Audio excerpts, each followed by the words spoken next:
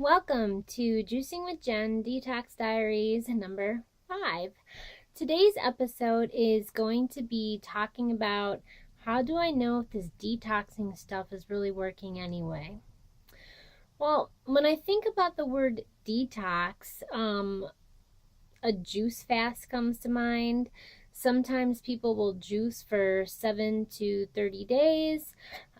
Sometimes people just go raw vegan for 7 to 30 days or just cut out sugar. There's lots of different definitions for the word detox.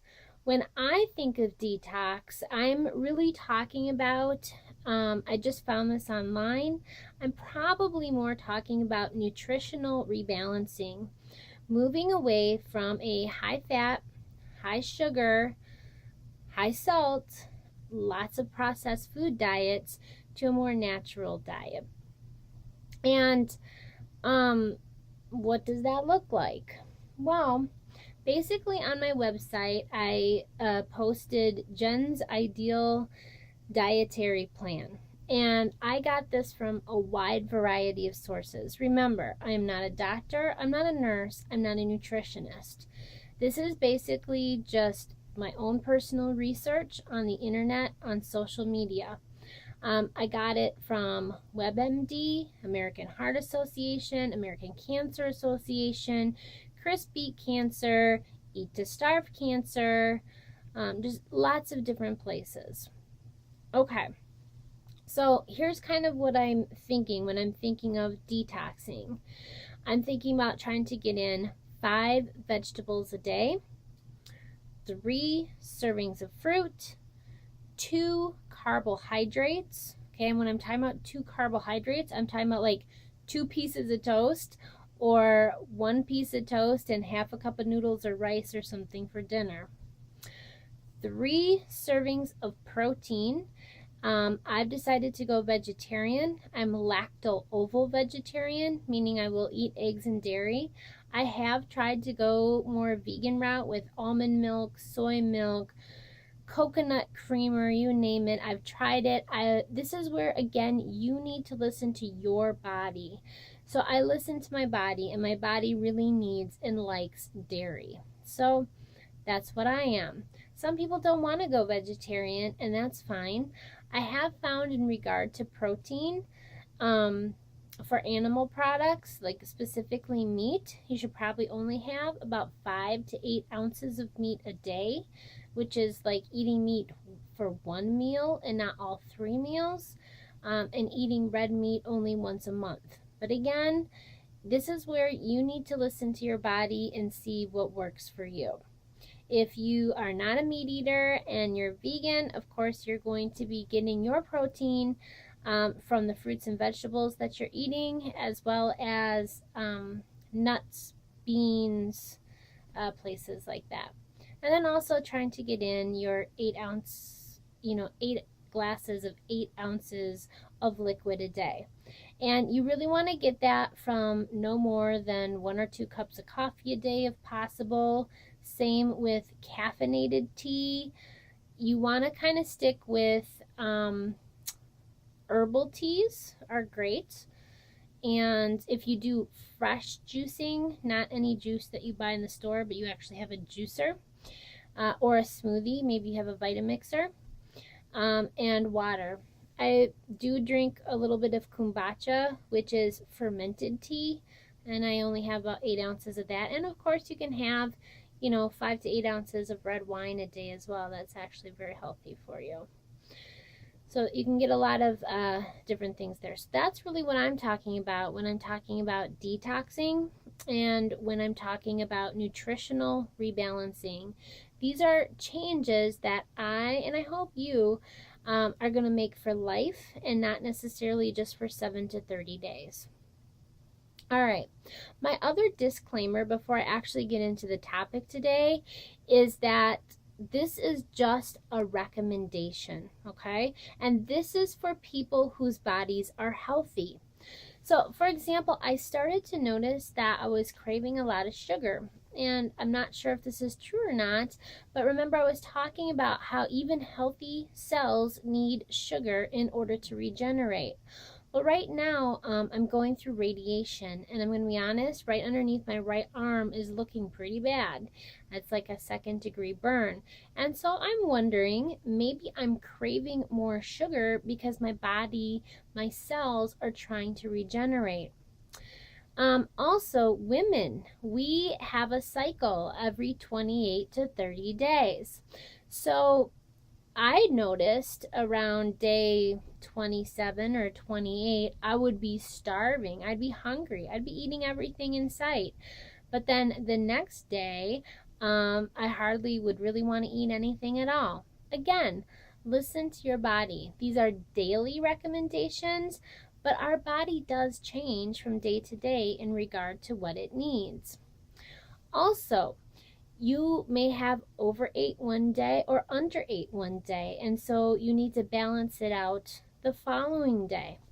I've done that in the past as well. I got so busy with work, I barely ate, and then the next day I kind of needed to make up those calories. Or I went to a birthday party or whatever and I ate too much, or there's Thanksgiving, and so the next couple days I just ate a lot lighter.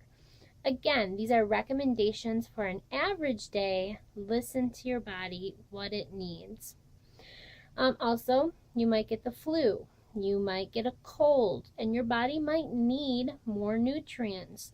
So again, this is just a recommendation for a healthy person on an average day. The thing is, listen to your body. We've been brainwashed to believe that we don't know what our body needs and wants. Now, with that said, I will say listen to your gut, listen to what your body wants, but not necessarily what your mouth may want. So when I was craving that sugar, I'm going to be honest, I went out, I got a bag of licorice, and I think I ate half the bag, and I ate the whole bag in 2 days.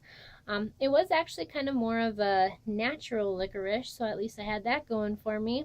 But what I probably could have done instead is, instead of having 3 servings of fruit, up that to like 5 or 6 in the juices. So maybe just increase my juicing while my body's trying to heal. Or maybe take it in using honey. Honey is a good natural sweetener. Okay, so now that I've gone through my disclaimers, I'm going to be talking about how do you know if this detoxing or rebalancing of your body is actually working anyway. Number 1, and again, this is just from my own personal observations and from stories that I've heard other people say. Number 1, you won't feel bloated. I actually was feeling so bloated a while back that I was looking up debloating diets, and since I've started moving more to this lifestyle, I haven't felt bloated at all. Number 2, your body will function like it has never functioned before. I'm going to be using some slang. I hope I don't offend anybody. I've often heard people say something like, I have to pee like a racehorse, which can be really bad if you're a teacher or a doctor or anything else where you don't get to use the restroom every 30 minutes or so. It could also be considered an inconvenience. So your urine will actually tell you a lot about how your body is functioning. If it is clear to yellow, you're good to go. If it is orange or kind of a darker color, you really need to increase your liquids and reconsider what you're eating for your diet. Also, you won't have any constipation or diarrhea issues. So your body will function like it's never functioned before. Also, I have found that in the past, when I felt bloated and whatever, I often needed a lot of like ibuprofen or other types of what I call Western medicines. The types of things that when you walk into a grocery store or a drugstore and you go down the aisles, that's kind of what I'm talking about.